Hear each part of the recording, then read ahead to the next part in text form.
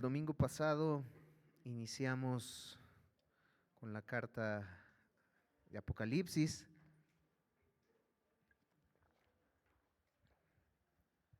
y bueno,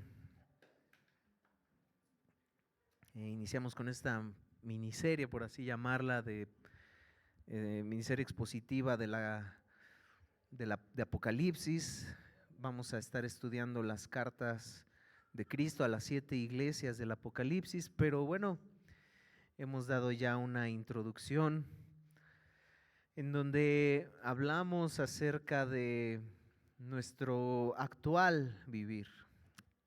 Hablamos acerca de lo que estamos pasando como mundo, la maldad que vemos que va en aumento en el mundo, enseñanzas en las escuelas terribles a nuestros hijos, asesinatos por todos lados, malas noticias por todos lados. Y hablamos de cómo estas cosas, como creyentes, yo creo que ha sido una estrategia del enemigo para centrarnos más en estas cosas que en nuestra vida espiritual. ¿Y por qué hablo que ha sido una estrategia que el enemigo ha usado?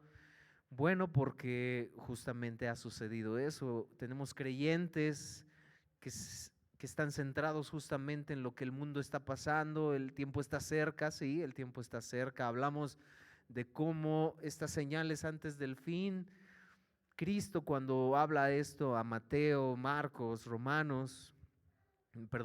Lucas, eh, se refería a que estas cosas iban a ir en aumento, pero él dice, todavía no es el fin. Estas cosas irán en aumento como la mujer que está en labor de parto, es cierto, va a ir en aumento, pero todavía no es el fin. Y como creyentes, como seres humanos, nos dejamos llevar por eso y no, ya terremotos y no, ya es el fin. Bueno, Cristo Jesús, hablando a sus discípulos, les dijo, todavía no es el fin. Van a haber esto, rumores de guerras, pestes, pero todavía no es el fin. Yo no estoy diciendo que no estemos, yo decía cada día que avanzamos y que vivimos, estamos más cerca del fin, estamos más cerca de los últimos tiempos y es obvio, es claro. Pero con el objetivo de hablar de esto, de que aún Cristo Jesús a sus discípulos les habló y les dijo que la centralidad de eso era algo que tenía que pasar. Era seguro que la maldad en el mundo iba a aumentar. De manera que si tenemos algo seguro es que va a seguir en aumento la maldad. De manera que si hay algo seguro en nuestro actual vivir es que vamos a ver cosas peores. Eso lo tenemos seguro. Eso por la palabra de Dios tenemos la vista en que ha de pasar. Citábamos Pedro, a la iglesia en tribulación, en persecución, les dice, hermanos, amados,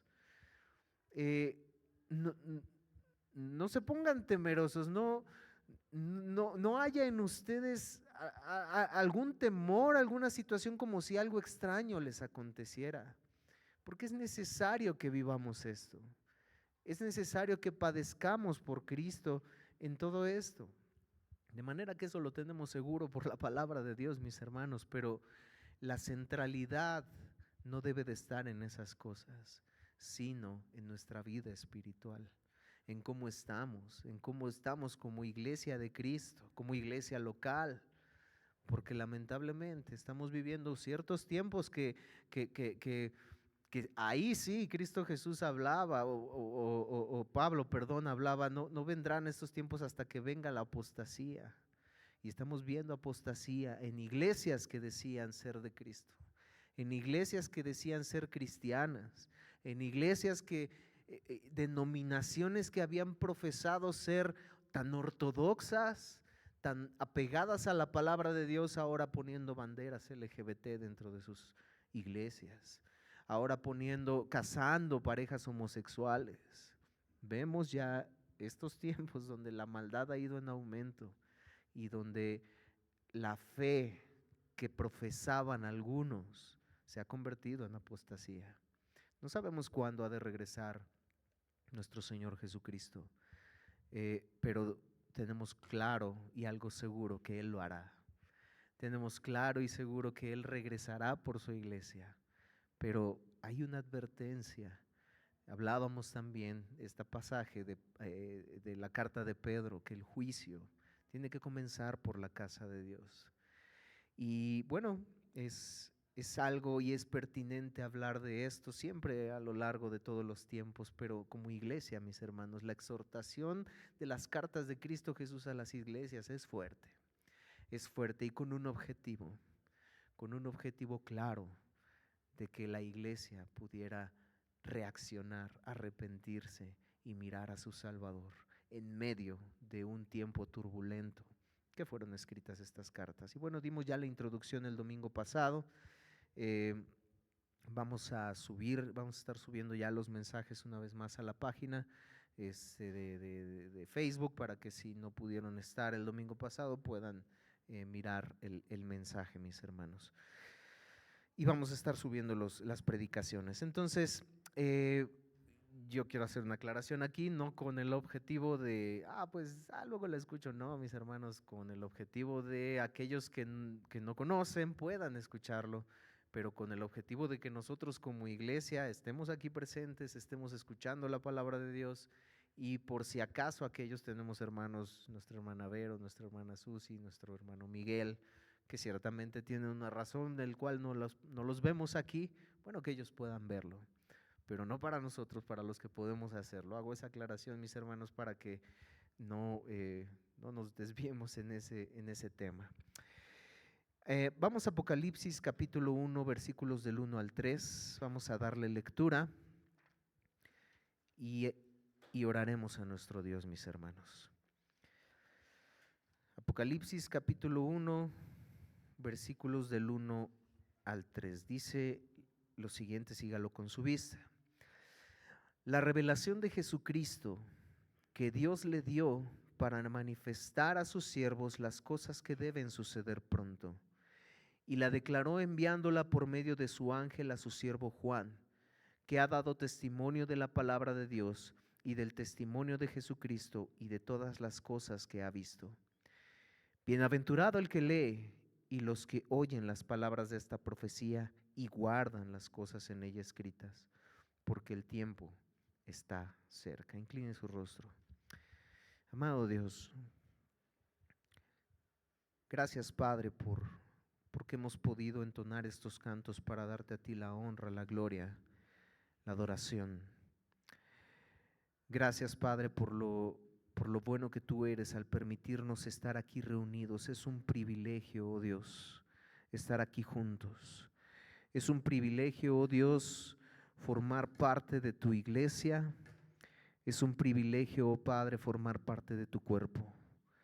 Iglesia que tú compraste a precio de sangre. Iglesia que tú compraste a costo de la vida de tu Hijo Jesucristo, Dios. Iglesia que, como lo vimos el domingo pasado, has de presentar, como lo dice Pablo a los Efesios capítulo 5, has de presentar a tu iglesia pura, sin mancha delante de ti. Y eso es ciertísimo, y eso lo harás, oh Dios. Tú eres fiel y cumplirás tu promesa. Pero, oh Dios, en ese proceso de santificación, en ese proceso de purificación para presentar una iglesia pura y sin mancha delante de ti, el juicio debe comenzar por la casa de Dios.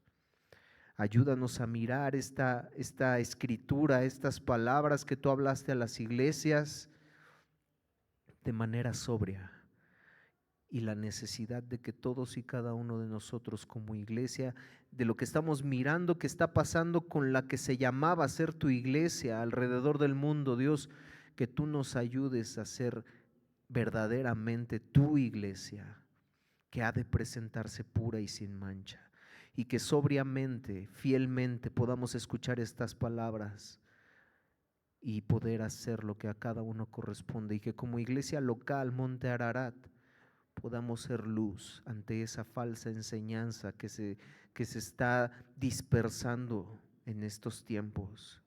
La iglesia puede aceptar el pecado, La iglesia puede casar homosexuales, la iglesia puede hacer cosas que están prohibidas en su palabra. Y que este no es un mensaje de odio, oh Dios, sino que es un mensaje de amor. Es un mensaje de amor el que predicamos, que estas personas necesitan un Salvador que redimió sus pecados en la cruz del Calvario, pero hay que pasar por un proceso y es el reconocimiento de nuestro pecado, es el arrepentimiento de nuestro pecado para poder verdaderamente venir a ese Salvador. Esto no es un mensaje de odio, es un mensaje de amor a las naciones, a quienes nos rodean, pero para eso nosotros necesitamos empezar por nosotros primero y que tú hables a nuestra vida para hacer luz. Esa luz que no se esconde debajo de un almud, sino que se pone en lo más alto para alumbrar. Ayúdanos a hacer esa iglesia en medio de nuestra comunidad. Ayúdanos a hacer esa iglesia en este país que hable tu palabra fielmente. No mentiras, no malas interpretaciones, sino que hable tu palabra fielmente, lo que ella enseña, lo que ella dice. Ayúdanos a hacer esa iglesia, aprender de ti. Te necesitamos, oh Dios, pero es necesario que primero empieces por nosotros, para que nosotros, Señor, tú puedas purificarnos, santificarnos y poder llegar a ser ese reflejo de Cristo a los demás. Dios, ayúdanos. Úsame como un instrumento en tus manos. Me reconozco falto, Señor, sin ti. Nos reconocemos faltos sin ti. Que tu Espíritu Santo nos guíe, nos dirija. Sin ti no somos nada y por eso clamamos a ti. Que todo lo que hablemos de tu palabra sea aplicado a nuestras vidas, como lo dice aquí, guardando las palabras en ella escritas, porque el tiempo está cerca. Te lo pedimos todo esto en el nombre de tu Hijo amado Jesucristo. Amén.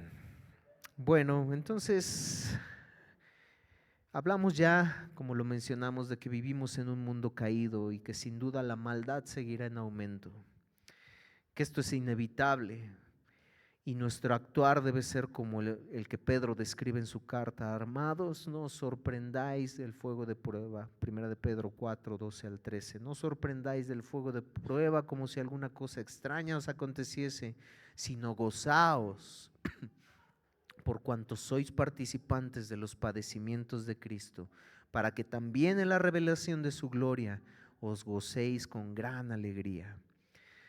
Entonces, no pensando ni centrándonos en el crecimiento del mal que nos rodea, porque eso lo tenemos seguro, sino en nuestro crecimiento espiritual y personal, familiar y como iglesia. Vivir a la luz de que un día compareceremos ante el trono de Dios, eso también es seguro, eso también es ciertísimo. Algún día, y lo hablamos el domingo pasado, si viviéramos nuestra vida cristiana con la sobriedad y en la mente de nuestro corazón, al despertarnos en cada momento, que compareceremos un día ante el trono, ante el tribunal de Cristo, viviríamos de una manera más santa, más sobria. Es inevitable ese juicio final, es inevitable que la maldad aumente, pero lo que sí podemos hacer y vivir es una vida cada vez más santa delante de nuestro Dios, amar a nuestro Dios, consagrarnos más a nuestro Dios. Entonces, era necesario, mis hermanos, iniciar con una introducción de esta índole. Era necesario, mis hermanos, y es necesario que antes de entrar al mensaje de Cristo a las 7 iglesias, comprendamos, mis hermanos, el contexto y propósito general del libro de Apocalipsis, aunque no vamos a estar hablando del libro completo como tal, sino solamente del mensaje de las 7 iglesias. Ya llegará un momento donde podremos estudiar el libro de Apocalipsis completo, pero por ahora, aunque vamos a hablar solamente del mensaje a las 7 iglesias, es necesario que entendamos y comprendamos el contexto de Apocalipsis. Bueno, Apocalipsis, ¿por qué fue escrito? ¿Cuál fue el propósito principal de que Dios, a través de su Espíritu, inspirara este libro? Voy a decir lo que no, el motivo por el cual no fue escrito. y que en la actualidad y a lo largo de los tiempos pareciera ser que ese ha sido su propósito, pero no es, mi amor, perdón, mis hermanos, mis hermanos. Es una carta, mis hermanos, que no fue escrita para satisfacer la curiosidad de las personas, la curiosidad de la gente, del creyente incluso. No fue por eso que fue escrito, porque encontramos cosas, encontramos situaciones como el 666, como la bestia, como los cuernos, como las copas, todas estas cosas. Pero mis hermanos, Apocalipsis es altamente simbólico, su idioma, su lenguaje es profético, de manera que utiliza símbolos, símbolos constantes, símbolos que, mis hermanos, la interpretación muchas veces, lamentablemente ante un lenguaje profético puede correrse el riesgo de interpretarlo literalmente. De manera que Apocalipsis tiene un lenguaje altamente simbólico y necesitamos, mis hermanos, poder comprender y entender parte de esto. Y que no fue escrito para satisfacer la curiosidad de muchos. Y es lo que sucede, lamentablemente. Es lo que vemos, es lo que pareciera que nos quiere dar a entender el libro de Apocalipsis. ¿No? El 666 es un chip, no en su momento el código de barras, en su momento muchísimas otras cosas que pudiéramos nosotros adentrarnos y ser engañados y centrarnos. Que pudiera ser eso, mis hermanos, y necesitamos tener el cuidado de eso, de manera que no, Apocalipsis no fue escrito para satisfacer la curiosidad de la gente, del cristiano, del creyente, y que Satanás ha utilizado también estratégicamente para poder engañar a muchos. Céntrate en esta situación. ¿Quién es el anticristo? No, pues que el Papa, no, pues que Hitler, no, pues satisfacer la curiosidad de muchos, no.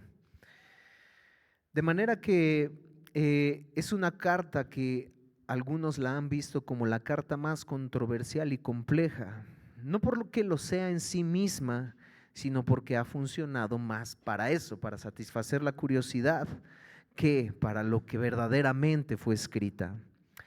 Bueno, el nombre del libro deriva del griego apocalipsis, que bueno, pues parecido muy al original. Apocalipsis en realidad, o bueno, lo que sabemos es que significa descubrir o revelar. El nombre del libro deriva del griego, del original griego. Entonces hay diversas formas de interpretación que podríamos estudiar y las estudiaremos más adelante. Simplemente las voy a mencionar: la preterista, la histórica, la idealista, la futurista. Entre las que se encuentran dentro de la futurista las interpretaciones: la dispensacional, la premilenial histórica, el amilenialismo y el postmilenialismo. Ya, repito, ya hablaremos más a fondo más adelante de eso y cuál es nuestra postura como iglesia. Más adelante, ahora no podemos entrar a fondo en eso. Uno, porque tardaríamos mucho en explicar todo esto, tomaríamos muchísimo. Ya lo haremos en un estudio más adelante. Y por otro lado es que vamos a hablar solamente, no del libro entero. Si habláramos del libro entero sería necesario explicarlo, pero no lo haremos por este momento, mis hermanos. Entonces, el libro de Apocalipsis sin duda es único en su estilo, su simbolismo, su propósito, su significado. Habla de una manera extraordinaria, sin duda, el Cristo glorioso, el Cristo resucitado. Dentro de toda la palabra de Dios en el Nuevo Testamento podemos mirar cómo se habla de ese Cristo glorioso que ha resucitado, que ha vencido, pero el lenguaje de Apocalipsis de verdad es impresionante y es extraordinario la forma en la que se refiere a Cristo, al Cristo resucitado, ese Cristo glorioso, ese Cristo que viene en victoria, que ha venido, dice Apocalipsis, para vencer, y que lo ha hecho en la cruz del Calvario, venció a la muerte. Hay historias de las cuales, mis hermanos, no sabemos su desenlace.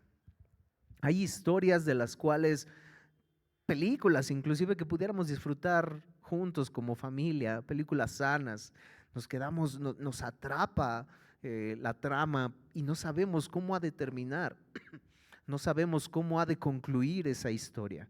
Pero mis hermanos, algo extraordinario de la historia de la redención y algo extraordinario que como cristianos tenemos, mis hermanos, es que tú y yo sabemos cómo termina la historia de la redención, cómo termina la historia de este mundo.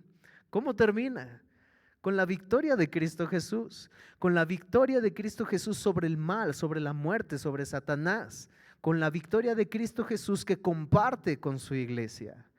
De manera, mi hermano, que digo, yo no sé si esto les causa gozo, pero a mí en lo personal me causa un gozo tremendo el saber cómo termina la historia.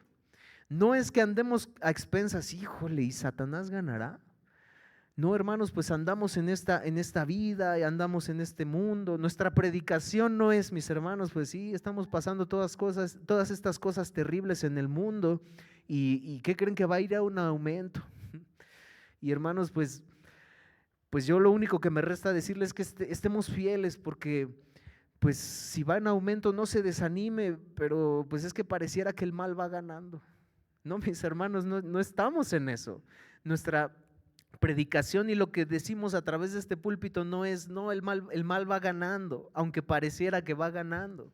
Por eso yo decía el domingo pasado, a mí me da demasiada tranquilidad y paz saber que todo lo que estamos viviendo todavía va a seguir en aumento.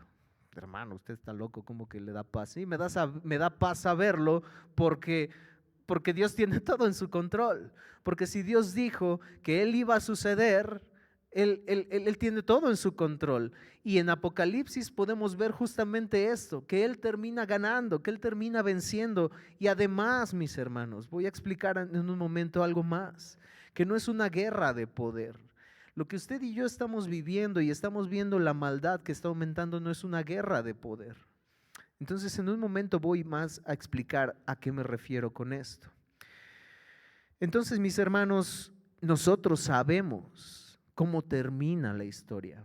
Termina con Cristo victorioso, y dentro de esa victoria está usted y yo como su iglesia, victoriosos con Él. Amén. ¿No le goza esto, mis hermanos? Amén. El propósito de Apocalipsis, mis hermanos, entonces es eso, parte del propósito es en darnos eso, al Cristo glorioso, al Cristo resucitado, al Cristo vencedor, a mostrarnos ese Cristo que pagó por nosotros en la cruz del Calvario, que no quedó muerto, sino que Él vive, y que ahora Él está sentado a la diestra del Padre, reinando con poder. Su propósito de igual forma de Apocalipsis es darnos una esperanza inamovible. En medio de la tribulación, en medio de la prueba, el propósito de Apocalipsis también es consolar a la iglesia. ¿Por qué? Porque Apocalipsis fue escrito también para consolar a las iglesias en medio de la tribulación. Lo vemos en el mensaje a las iglesias. Vas a pasar por prueba. Vas a pasar por situaciones, vas a pasar por dificultades, te van a perseguir, el diablo va a meter a algunos en la cárcel. Ese es el mensaje a una de las iglesias. La iglesia estaba pasando por una persecución terrible, donde eran muertos. Entonces el propósito de Apocalipsis era consolar a la iglesia de que en Cristo tenían la victoria, y de que habían de padecer por un tiempo, pero que el Cristo Redentor, el Cristo resucitado, iba a pagar, iba a juzgar, iba a cumplir lo que fue dicho en el Edén.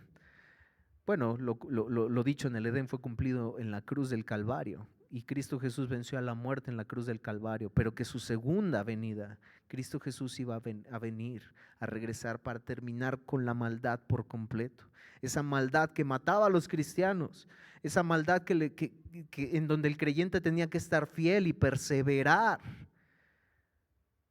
Apocalipsis viene a dar esa esperanza. Ustedes tienen la victoria porque Cristo Jesús ha vencido Él. Ustedes pueden imaginar cómo era vivir como cristianos en el primer siglo. Había una persecución desenfrenada, mis hermanos. Los judíos estaban celosos de Jesús, aquel que los cristianos proclamaban como resucitado de entre los muertos. Por eso y por otras razones los judíos no apreciaban a los cristianos y utilizaban a los romanos, que eran la autoridad en ese entonces gubernamental, para que ellos persiguieran a los cristianos. No se podía ver el cristianismo como una rama, o más que una rama del judaísmo, sino como lo que verdaderamente Cristo vino a hacer, que también era transformar, quitar todas esas cosas, esos ritos que el judaizante vivía. De manera que en consecuencia de esto, los judíos entregaban a los cristianos a las autoridades gubernamentales de Roma para que fueran encarcelados, golpeados y muertos. Además, el gobierno quería mantener el orden, por lo que sofocaba cualquier tipo de potencial sedición. Los cristianos, el César en ese entonces era el Señor. El César era el Señor para los romanos, para el gobernante. No había quien se opusiera al César. Y cualquiera que se opusiera al César, cuando los cristianos empezaban, es que el César no es el Señor. El Señor es el Rey de Reyes y Señor de Señores, el que murió en una cruz y resucitó al tercer día. Ese es nuestro Señor. Entonces, ¿por qué no se oponían ante otras corrientes? ¿Por qué no se oponían ante otras religiones? ¿Por qué al día de hoy otras religiones no se oponen contra sí mismas? Porque todos son cristianos. No. ¿Por qué se oponen contra nosotros? Porque nosotros hablamos la verdad. ¿Por qué ha de oponerse en un futuro, en una gran tribulación, contra la iglesia de Cristo? Porque nosotros hablamos la verdad. Porque no servimos al Señor que ellos sirven. Fue lo que sucedió en esta época. El César era ese señor al cual no se podían oponer. El cristianismo se oponía al César, no en el sentido de ofenderlo ni nada, no, sino porque decían que su Señor era Cristo Jesús. No reconocían al César como ese Dios que muchos lo veían. De manera que para poder sofocar cualquier tipo de sedición, ellos empezaron a matar a los cristianos, agregando esta realidad que muchos cristianos se sintieron tentados a hacer concesiones a su fe para poder sobrevivir. Había cristianos a los que le decían: tú eres creyente, tú eres cristiano, ¿reconoces al César o reconoces a tu Señor, a tu Cristo, a tu Jesús? Y había quienes cedían ante la tentación, había quienes cedían ante esas situaciones de decir: el César, por sobrevivir, porque estaba su vida en juego.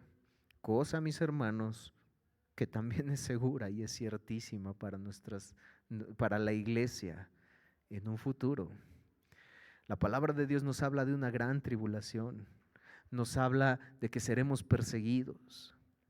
Y mis hermanos, ¿qué vamos a hacer?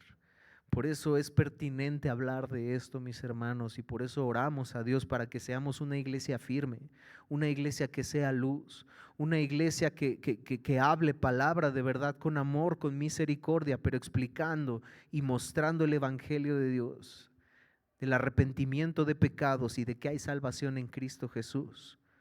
¿A costa de qué? Estamos llevando nuestro estudio en grupos pequeños del libro de Steve Lawson. Te costará todo. ¿Qué nos va a costar seguir a Cristo?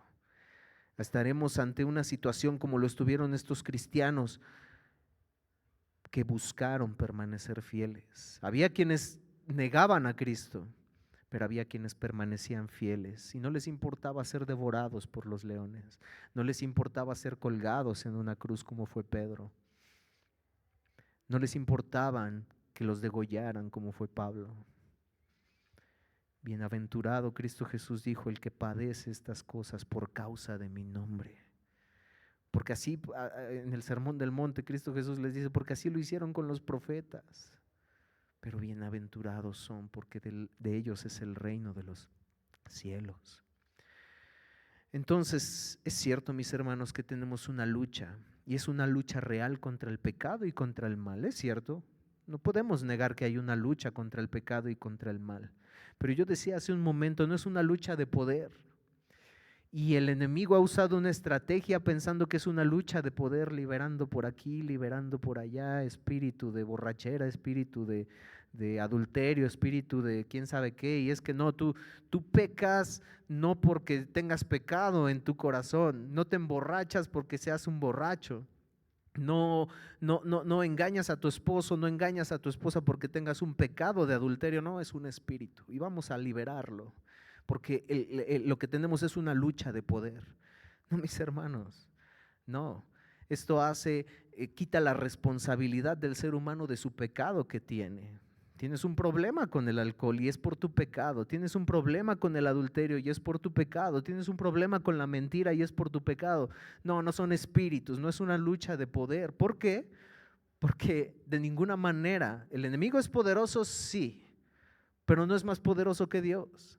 No es más poderoso que Cristo. De manera que la lucha que tenemos no es de poder. No es una lucha como lo vemos en las películas de no, pues ahora yo gano ahorita tantito y luego tú ganas porque ahorita yo tuve una estrategia mejor donde fui más poderoso que tú, pero ahora tú tienes otra estrategia donde eres más poderoso. No, mis hermanos, Dios es más poderoso que cualquier cosa. Dios es poderoso, más poderoso que el enemigo. No, esa no es la lucha que nosotros podemos imaginarnos que es. La lucha es una lucha por la verdad. Y Satanás sabe que no es una lucha de poder, pero nos engaña pensando que así lo es. Y nos ha engañado y ha engañado al ser humano sobre la naturaleza de esa guerra, llevando a los hijos de Dios a creer la mentira de que la guerra espiritual es esa lucha de poder. Y no es así, mis hermanos. Siempre ha sido una batalla por la verdad y el campo de batalla es la mente. Así fue, mis hermanos, desde el Génesis. En el Génesis no fue una lucha de poder. En el Génesis no vino Satanás con su ejército de demonios a decir, a ver Dios, ahora sí, a ver, aquí vamos se va a soltar una guerra bien poderosa para ver quién gana el corazón del hombre. No, mis hermanos, fue una lucha por la verdad. ¿Con que Dios dijo? Con que Dios dijo que si comes de ese, no, no es eso, no le creas, no le creas. Es que Dios sabe que si un día tú comes de eso vas a ser como Él. Él no quiere eso. La lucha por la verdad desde el Génesis, la lucha por la verdad. No hay otro, Romanos 1:25, porque ellos cambiaron ¿qué? La verdad de Dios por la mentira del enemigo, honrando y dando culto a las criaturas antes que al Creador, el cual es bendito por los siglos. De manera, mis hermanos, que esa es la naturaleza de nuestra batalla. Tenemos una batalla, sí, diariamente somos tentados, pero el campo de batalla es tu mente y es mi mente. Yo no estoy diciendo, mis hermanos, que no haya situaciones donde verdaderamente el enemigo pueda poseer a alguna persona y pueda haber situaciones, claro que las hay. Sí existe eso, cierto, pero mis hermanos, aún la raíz de que algo así haya sucedido en una persona fue por batalla, por la verdad. Fue la batalla de la verdad en su mente, cediendo a cosas, las mentiras del enemigo. No fue por otra cosa. Yo te puedo dar riquezas, yo te puedo dar sanidad, yo te puedo dar salud, yo te puedo dar trabajo. Y es cuando la gente empieza a meterse en cosas que no debe. Pero al final, mis hermanos, de esta batalla, de esta guerra que es real, la victoria en Cristo está asegurada. Entonces Apocalipsis es ese consuelo y es esa fortaleza que en medio de esa dificultad Dios ve nuestras lágrimas. Apocalipsis 21:4, enjugará Dios toda lágrima de los ojos de ellos y ya no habrá muerte, ni habrá más llanto, ni clamor, ni dolor, porque las primeras cosas pasaron. La victoria de Cristo, que Cristo ha comprado para que tú y yo vivamos eso, esa eternidad con Él. Todas aquellas injusticias en nuestra vida y en la mía van a ser vengadas, van a ser pagadas. Mis hermanos, dice un pastor, si en esta vida no hay juicio, no hay un juicio final, si en esta vida, si no existiera un juicio final, esta vida sería una broma muy pesada. Porque injusticias se cometen a diestra y a siniestra. Porque si la muerte que vivió un Hitler fue lo único que él va a vivir, no, mis hermanos, esta vida es una broma muy pesada. Esas injusticias que nosotros vivimos a diario, que vemos que se cometen a diario, donde pareciera que la gente queda impune de esas atrocidades que comete, sería una broma muy pesada esto, pero no, Dios va a vengar. Mía es la venganza, dice el Señor. Mía es la venganza, de manera que todas aquellas injusticias que hayan sido cometidas en nuestra vida, un día serán vengadas. Y que por supuesto ante esas injusticias Dios nos pide tener una actitud ante nuestros enemigos, amarlos. No vengarnos, no te vengues a ti mismo, porque dice el Señor, mía es la venganza. Déjasela a Él. Y nosotros tenemos que tener una actitud, ya hablaremos de eso. Entonces ese Cristo victorioso y redentor que nos compró a precio de sangre nos lleva a un lugar donde moraremos para siempre con Él. Ese es el propósito también de Apocalipsis. Esto lo encontramos en Apocalipsis 21. De manera, mis hermanos, que vamos a entrar, después de hablar de un poco del propósito de Apocalipsis, el autor, Juan, vamos a ver qué escribe en su versículo 1. La revelación de Jesucristo. Al hablar que Juan es el autor, bueno, me refiero a que fue el escritor, pero la realidad es que sabemos que el autor de la palabra de Dios, de Apocalipsis, más aún aquí revelado en Apocalipsis, podemos encontrar en las cartas de Pablo, apóstol de Jesucristo, a la iglesia que está en Éfeso, gracia y paz. Pablo es el autor inspirado por el Espíritu Santo, pero mis hermanos, el libro de Apocalipsis empieza de una forma interesante. La revelación de Jesucristo. Wow, de entrada ya ahí es algo impresionante, es algo extraordinario, es algo que hace diferentes a otras cartas, no por su inspiración divina, no, todas son extraordinarias por la inspiración divina del Espíritu Santo, pero Apocalipsis tiene un detalle extraordinario, la revelación de Jesucristo, que Dios le dio, el Padre le dio una revelación al Hijo para manifestar a sus siervos las cosas que han de suceder pronto, y la declaró enviándola por medio de su ángel a su siervo Juan. Apocalipsis no habla entonces de la satisfacción de la curiosidad, sino del Cristo glorioso, y la centralidad de la carta es Cristo también, tanto que su revelación es la revelación de Jesucristo. Apocalipsis 4, de ese Jesucristo del que habla, por ejemplo, en Apocalipsis 4, santo, santo, santo es el Señor Dios Todopoderoso, el que era, el que es y el que ha de venir. Y siempre que aquellos seres vivientes dan gloria y honra y acciones de gracias al que está sentado en el trono, al que vive por los siglos de los siglos, los 24 ancianos se postran delante de él, del que está sentado en el trono, y adoran al que vive por los siglos de los siglos, y echan sus coronas delante del trono, diciendo: Señor, eres digno de recibir la gloria, la honra y el poder, porque tú creaste todas las cosas, porque tu voluntad existen porque por tu voluntad existen y fueron hechas. Estas palabras son las que contiene Apocalipsis. ¿Se imaginan, mis hermanos, dar nuestra adoración en esta vida de esta forma? Es la forma en la que es en el cielo, pero usted se imagina darla de esta forma. A veces simplemente nuestras palabras se limitan: Señor, te adoramos. Señor, te exaltamos, tú eres grande, eres maravilloso, y está bien, es bueno.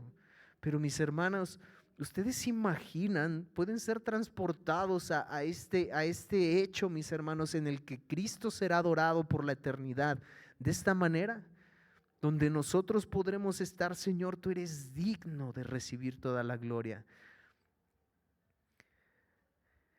la honra y el poder, porque tú creaste todas las cosas, por tu voluntad existen y fueron hechas. Que dicho sea de paso, podemos hacerlo, podemos adorar a Dios con estas palabras, aún en esta vida. No es una revelación de Juan, mis hermanos, ni siquiera de un ángel, es la revelación de Dios dada al glorioso Hijo Jesucristo. A su vez, esta revelación dice, esta revelación del Padre dada a Jesús, a su vez, dice que Jesús se la da a un ángel. Él se la da a un ángel para que guíe a Juan a través de las visiones y los elementos del plan que fueron revelados. La visión de Cristo, del cielo, de la tierra, del desierto, del nuevo cielo, de la nueva tierra. De manera que Dios da a su Hijo la revelación, el Hijo la da a un ángel y el ángel se la da a Juan. No por ser una revelación dada de Cristo a un ángel, mis hermanos, pierde validez. Entre nosotros sí, jugamos incluso teléfono descompuesto y el mensaje termina siendo un desastre, porque si nosotros transmitimos eso, termina siendo de verdad un desastre. No transmitimos el mensaje como debiera de ser. Eso es en nosotros, pero no en Cristo. Y esto no diluye, el que haya sido de esta forma en Apocalipsis no diluye el mensaje. No es menos importante, no lo hace menos importante. Es de la misma manera, mis hermanos, como nosotros debemos de transmitir el mensaje aquí en el púlpito. Es de la misma manera que cada uno de nosotros debemos de transmitir el mensaje del evangelio a las personas, que se ha diluido también. Hey, Cristo te ama tal y como eres. ¿Y dónde está el arrepentimiento? ¿Y dónde está el reconocimiento de que somos merecedores del infierno?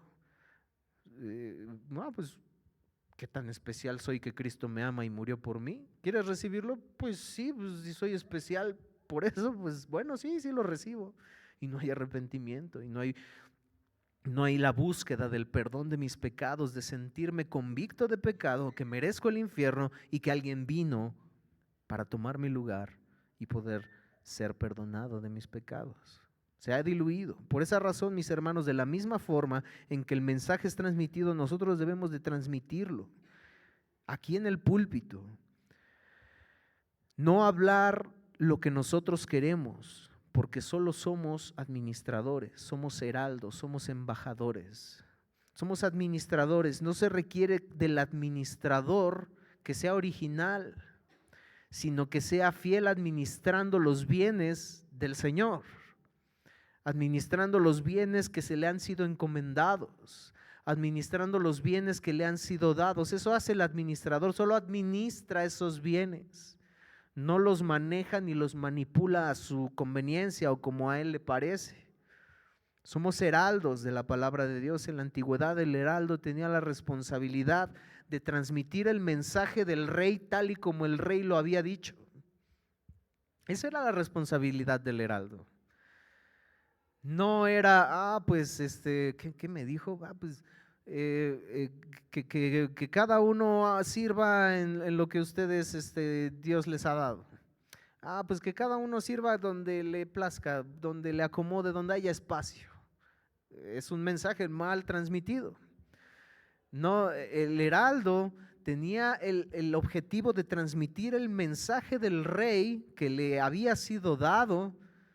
Y ese mensaje que el heraldo transmitía tenía la misma autoridad que como si el rey lo hubiera hablado. Ese era el mensaje del heraldo. Esa era la función del heraldo. De la misma forma que nosotros, mis hermanos, cuando transmitimos la palabra de Dios, y sobre todo en este púlpito, no tenemos autoridad por nosotros mismos, sino tenemos la expresión del mensaje que hablamos tiene autoridad porque el rey lo ha dicho, porque Dios lo ha transmitido. Y yo y nosotros y los que nos paramos aquí y los que hablan la palabra de Dios no tienen ni que cambiar ni modificar el mensaje para hacerlo más interesante. No, solamente hay que hablar la palabra de Dios. Y esa palabra de Dios tiene autoridad porque Dios la dijo. Y porque proviene del Rey de reyes y Señor de señores. Somos embajadores y esto es hermoso, mis hermanos. Pablo a los Corintios no podría decirlo de mejor forma. 2 Corintios 5:20, así que somos embajadores en nombre de Cristo. Como si Dios rogase por medio de nosotros, os rogamos en nombre de Cristo, reconciliaos con Dios. ¡Wow! Mi hermano, cuando tú hablas el evangelio, cuando tú lo predicas a las personas, cuando nos paramos aquí en este púlpito y hablamos, mis hermanos, dice Pablo, somos embajadores, tenemos que hablar la palabra tal y como ha sido escrita, tal y como Dios la ha transmitido, tal y como fue inspirada, sin agregar, sin quitar. Somos embajadores, somos administradores, somos heraldos, como si Dios rogara en nombre de Cristo a través de nosotros. Como si Dios rogase por medio de nosotros. ¿Se imaginan eso y la gran responsabilidad que eso es?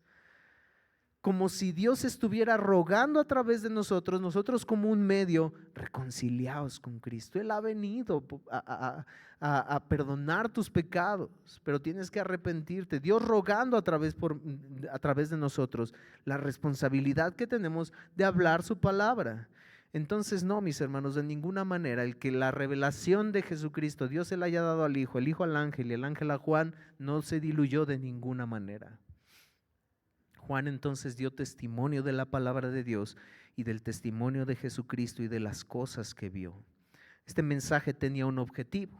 Este mensaje que fue revelado de Dios al Hijo, el Hijo al ángel y el ángel a Juan, tenía un objetivo y nos lo dice aquí: mostrar a sus siervos las cosas que debían suceder pronto.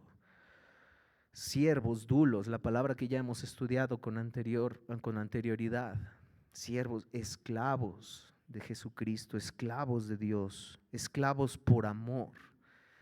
Amor que el pueblo de Dios que tenía que tener a Dios, se rendían totalmente en su vida para amar a Dios totalmente, para servirlo, para servir a la iglesia, para servirnos los unos a los otros. Porque ya no somos esclavos del mundo, en su corazón estaba y en nuestro corazón debe de estarlo. No somos más esclavos del mundo, pero somos esclavos de Cristo Jesús por amor, de aquel que se entregó por nosotros. ¿Cómo no serlo? ¿Cómo no serlo si no hubiera sido así? ¿Dónde estaría yo? ¿Cómo no entregarme? ¿Cómo no dar todo por aquel que lo dio todo por mí? Esclavo por amor. A esos fue escrito esto: mostrar a sus siervos las cosas que debían suceder pronto. A sus siervos. Es claro que este mensaje quería recordar a los lectores originales que le pertenecían a Cristo como sus siervos. Iglesias, este mensaje que ustedes van a leer de esta carta que fue escrita de Apocalipsis, que les da esperanza, que les da fe en medio de la prueba, que les da perseverancia, es para ustedes. No olviden que son siervos, a los escritores originales, pero también para ti y para mí. También para ti y para mí, mi hermano. Fueron escritas estas cosas. No te agobies de lo que está pasando en el mundo. No te agobies que va a ir en aumento. No te agobies que llegará un momento probablemente donde sean perseguidos como iglesia. Donde tal vez vivan cosas, donde van a ser rechazados, probablemente incluso por su misma familia. No se agobien por eso, como si alguna cosa extraña os aconteciese, dice Pedro. No se sorprendan del fuego de prueba. Y Apocalipsis dice: estas cosas han sido escritas a sus siervos, para ti y para mí también.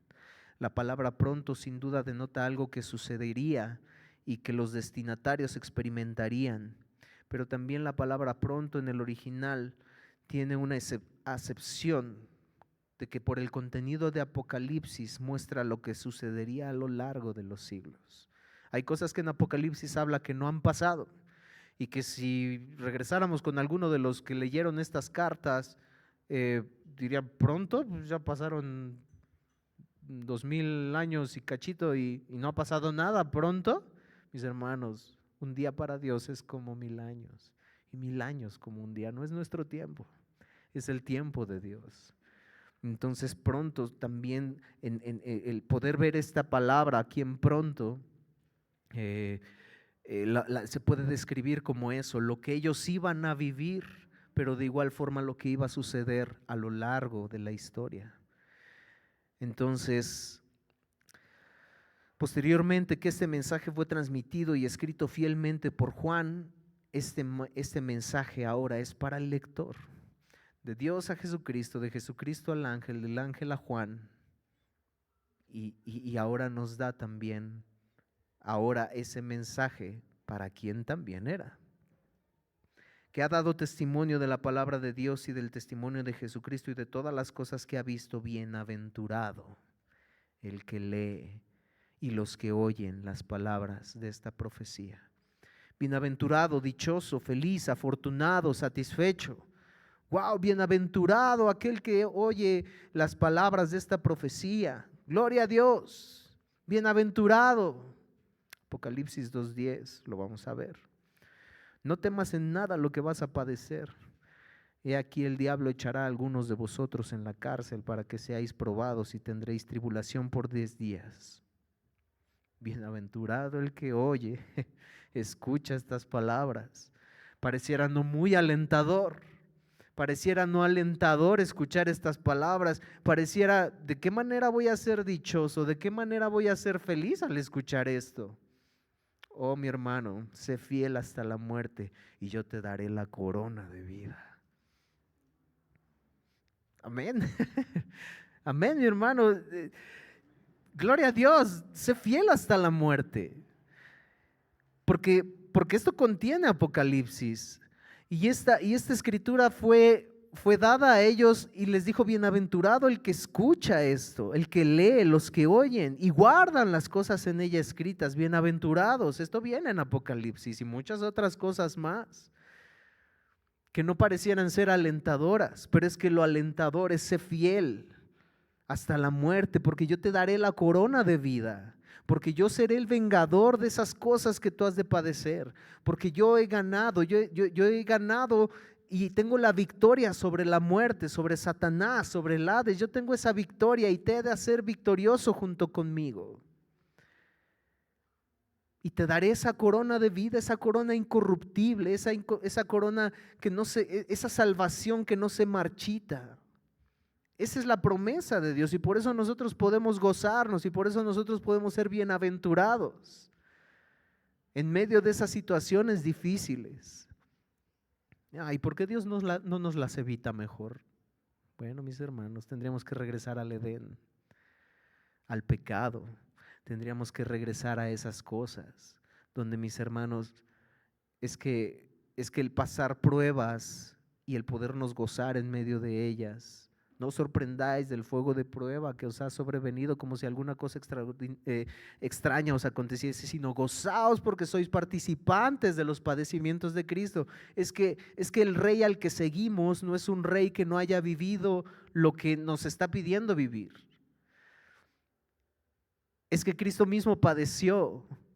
Es que Cristo mismo padeció de una forma terrible para darnos salvación a ti y a mí. ¿Qué podemos esperar nosotros? ¿Algo diferente?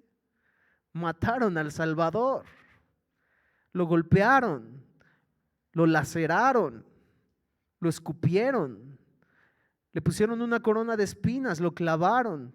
¿Qué podemos esperar tú y yo, mi hermano, de seguir a Cristo? Y que no es pesado, incluso para los creyentes de ese tiempo, no era pesado dar su vida por Cristo, porque ellos sabían en quién habían creído. Pablo se lo dice a Timoteo: y yo no me avergüenzo de estas cosas porque yo sé a quién he creído, que es fiel para guardar mi depósito para aquel día. Y esa es nuestra esperanza, mis hermanos. Esa es nuestra esperanza, que hemos sido perdonados de nuestros pecados. Sé fiel y yo te daré la corona de vida. A los lectores primeros de esta carta, que más adelante vamos a ver, el propósito de lo que leerán es especificado desde este momento. Ustedes serán bienaventurados por leer, por escuchar esto. Ese contexto en el que ellos estaban padeciendo, ya lo hablamos, estaban padeciendo persecución, y que estas palabras fueran dichas en medio de ellos. Pues van a echar a algunos en la cárcel, pero sé fiel porque yo voy a estar contigo. Porque yo estoy contigo en medio de esa prueba. Yo estoy contigo en medio de la tribulación. Mire que es totalmente diferente pasar la prueba con Cristo que sin Cristo. Es totalmente diferente y es que no hay de otra.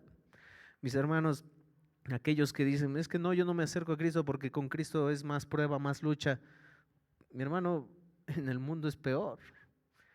El inconverso pierde familiares, el cristiano pierde familiares. El inconverso pierde trabajo, el cristiano pierde trabajo.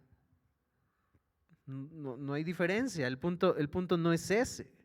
El punto es que en medio de la prueba la pasamos con el Señor. El punto es que en medio de la prueba y en medio de la dificultad, Él está en medio de nosotros, guardándonos, moldeándonos a su imagen, siendo cada vez más como Cristo, que es el propósito de las pruebas y de las luchas.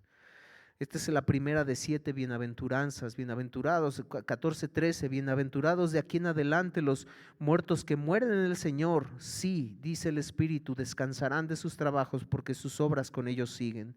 16:15, he aquí yo vengo como ladrón. Bienaventurado el que vela y guarda sus ropas para que no ande desnudo y vean su vergüenza. 19:9, bienaventurados los que son llamados a la cena de las bodas del Cordero. 26, bienaventurado y santo el que tiene parte en la primera resurrección. La segunda muerte no tiene potestad sobre ellos, sino que serán sacerdotes de Dios y de Cristo. 22:7, aquí vengo pronto, bienaventurado el que guarda las palabras de la profecía de este libro. 22:14, bienaventurados los que lavan sus ropas para tener el derecho al árbol de la vida, para entrar por las puertas en la ciudad gloriosa.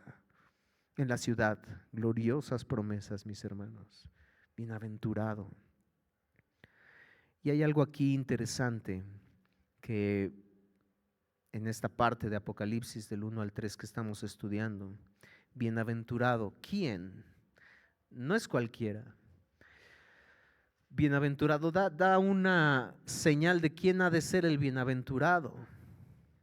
El que lee y los que oyen las palabras de esta profecía y las guardan. Esos son los bienaventurados. En aquel entonces las personas que no tenían el acceso a poder leer la escritura en las sinagogas, había alguien que leía y había el que oía. Actualmente podemos leer, podemos oír su palabra, podemos verla, podemos mirarla, pero es para ellos, para los bienaventurados son ellos. Nos muestra la diligencia con que debemos andar. De verdad, mis hermanos, consideramos que cuando leemos la palabra, escuchamos su palabra en este lugar, de verdad, cuando decimos es domingo, vamos a la iglesia, venimos con la mente en nuestro corazón, con la idea de que lo que yo voy a escuchar es palabra de Dios. A quien voy a escuchar, pues sí, será el hermano Gibran, o al hermano que predique, pero es que lo que él va a hablar es palabra de Dios. Digo, hay sus cuestiones extraordinarias, ¿no? Donde pues lamentablemente se tergiversa lo que la palabra de Dios dice, pero mi hermano, gloria a Dios, y Dios nos siga dando la fidelidad constante de poder seguir predicando su palabra fielmente, para poder tener la seguridad que de lo que se habla aquí es palabra de Dios. Y digo, Dios nos siga dando, no porque yo esté pensando en futuro que vamos a hacer algo diferente, no, pero el que crea estar firme, mire que no caiga. De manera que necesitamos la sabiduría y el poder de Dios para que constantemente le pidamos: Dios, ayúdanos a seguir siendo una iglesia de luz. Ayúdanos a seguir siendo una iglesia en donde se predica tu palabra fielmente. Ayúdanos a no caer con el paso del tiempo y el paso de los años. Ayúdanos a que con el paso del tiempo, con el paso de los años podamos seguir siendo fieles a ti, predicando tu palabra y no otra cosa. De manera que si es una iglesia sana, correcta, donde se predica la palabra de Dios de verdad, pensamos, venimos con eso en nuestro corazón, que a quien vamos a escuchar es a Dios hablando a nuestras vidas. Y de la misma manera, lo contrario, que si nosotros preferimos hacer otra cosa, quedarnos en casa, después lo hago, quien estamos ignorando no es al que está aquí parado. A quien estamos ignorando es a Dios mismo. Es a quien estamos ignorando porque es Dios hablando a través de su palabra, a través de siervos. Pero es a Él a quien estamos ignorando. Me encanta cómo lo dice esta palabra. No solo la oyen, no solo la leen, no solo la escuchan. porque leer, escuchar sería bueno, es bueno, hay que hacerlo. Pero me encanta cómo dice, sino que guardan las cosas en ella escritas. Las llevan por obra, las viven. Por medio de estas palabras, los cristianos de la época debían ser llevados a una vida de obediencia y sobriedad por amor a Él.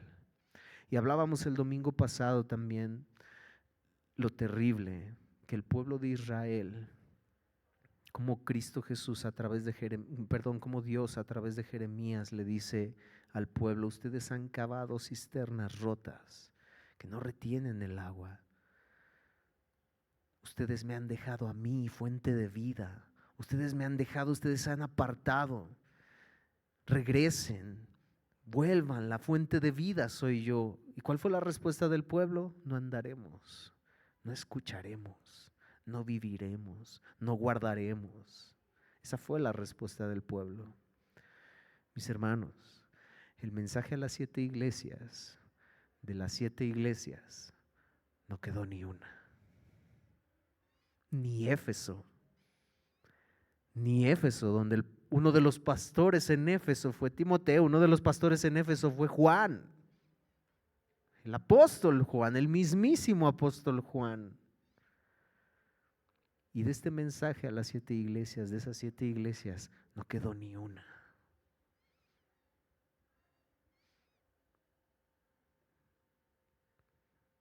Aún en la dificultad, hablamos de que esta carta fue escrita como esperanza y consuelo en medio de la tribulación de esos tiempos turbulentos. Y Dios les recuerda en esta introducción del libro lo que ellos debían hacer y que no hicieron. Lo que ellos debían hacer, y no suceda así con nosotros, mis hermanos, porque el mensaje a las 7 iglesias no pensemos, pues fue un mensaje a Éfeso, fue un mensaje a Sardis, fue un mensaje a la Odisea, a Filadelfia. No, mis hermanos, este mensaje fue para esas iglesias, sí, no eran las únicas que había. De entrada, 7, sabemos que significa plenitud, pero también sabemos que este mensaje, con este contenido, con esta historia, con este contexto, era un mensaje que sería para las iglesias de todas las edades, de todos los tiempos.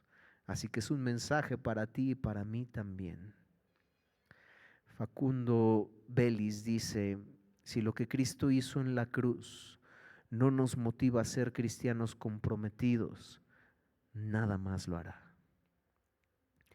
Si lo que Cristo hizo en la cruz no nos motiva a ser cristianos comprometidos, nada más lo va a hacer.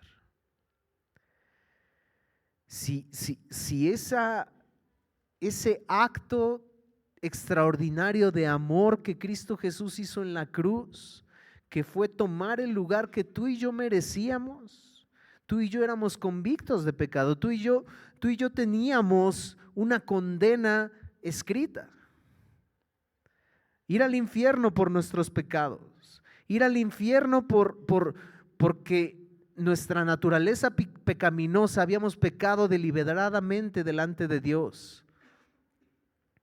Y el castigo, hemos hablado ya del Dios justo, es que no fue que Dios proclamó una amnistía, bueno, pues ya todo mundo, no te preocupes por lo que hiciste, no. Dios en sus atributos, Él es justo, es amoroso sí, es misericordioso sí, pero es justo también. Sí, hemos hablado ya también de cómo si nosotros ante un tribunal esperamos justicia de un juez ante un crimen, no pensamos que si el juez perdona al criminal, sí lo hizo, eres culpable, pero pues como yo soy un juez muy bueno, te perdono. Vete. No pensamos que eso es un acto de amor. No pensamos que ese juez es un juez bueno. Al contrario, pensamos que él es un juez malo, porque no juzgó como debía juzgar. El Dios del cielo y de la tierra no tenía que juzgar. Por ser santo en todos sus atributos, Él tenía que juzgar la maldad y castigarla en el infierno. Y así fue. Y así será para aquellos que están sin Cristo. pero envió a Cristo Jesús para que el infierno que tú y yo merecíamos fuera pagado en su Hijo Jesucristo en esa cruz del Calvario, cargando tu pecado, mi pecado, para que tú y yo no viviéramos ese infierno. Si lo que Cristo hizo en la cruz no nos motiva a ser cristianos comprometidos, a leer, a oír, a guardar la palabra de esta profecía en ella escrita, nada lo va a hacer, nada lo hará. Lo veremos en el siguiente mensaje de esta serie, Apocalipsis 1:5. Jesucristo, el testigo fiel, el primogénito de los muertos, el soberano de los reyes de la tierra, al que nos amó y nos lavó de nuestros pecados con su sangre. Al que nos amó, al que no nos amó porque hubiera algo especial en nosotros. No nos amó porque fuéramos mejor que otro. A Jacob amé y a Esaú aborrecí. Decía Spurgeon, alguien que llegaba y le dice, yo no entiendo ese verso. Y Spurgeon le decía, yo tampoco.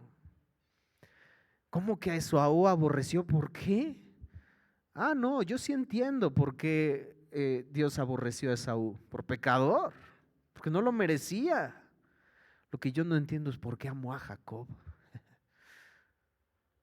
¿Por qué amarlo si no era alguien que mereciera amor?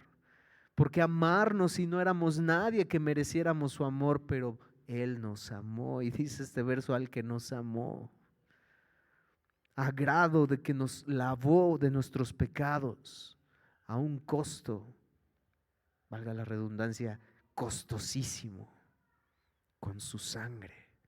Cada gota de su sangre nos lavó. ¿Por qué? Porque nos amó sin merecerlo. Si lo que Cristo hizo en la cruz no nos motiva a ser cristianos comprometidos, nada lo hará. El efecto salvífico del amor de Cristo nos impulsa, como testificó Pablo, 2 Corintios 5, 14 al 15, porque el amor de Cristo nos constriñe, el amor de Cristo nos impulsa. El amor que Cristo tuvo porque nos lavó a precio de sangre nos debe impulsar a vivir una vida santa delante de Él.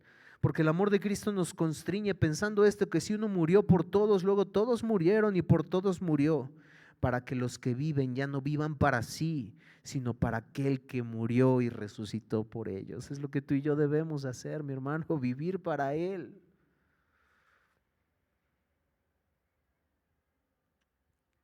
Si lo que Cristo hizo en la cruz no nos motiva a ser cristianos comprometidos, nada lo hará. Y termina diciendo Juan aquí, bienaventurado el que lee y los que oyen las palabras de esta profecía y guardan las cosas en ella escritas, porque el tiempo está cerca.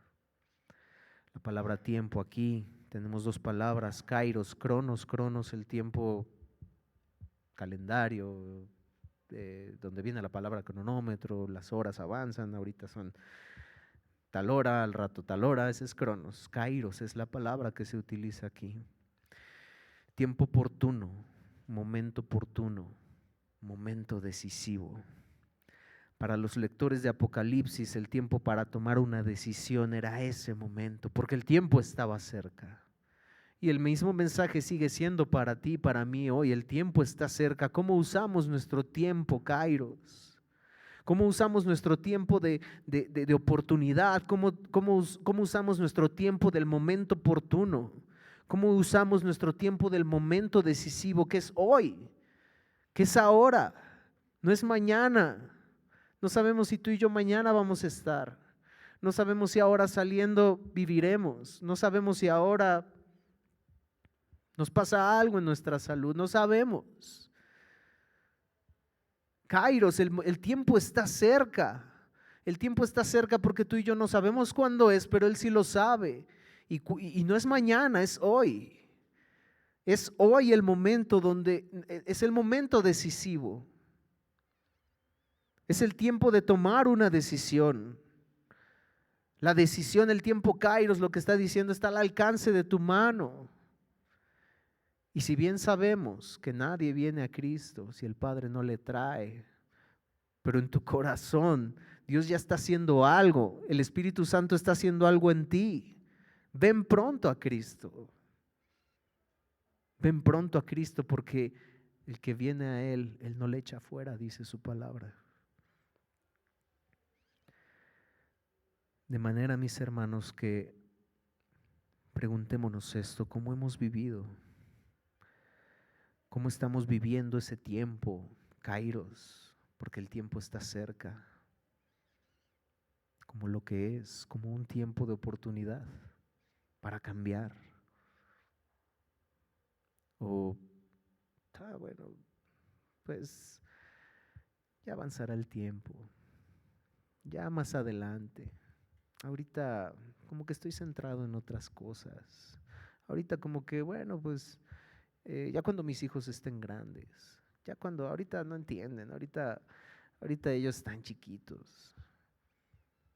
No, ya cuando, más adelante en mi matrimonio, más adelante en la iglesia, más adelante yo he de servir, más adelante, mañana. No, mis hermanos, el tiempo es hoy. Póngase de pie, mis hermanos, y vamos a orar.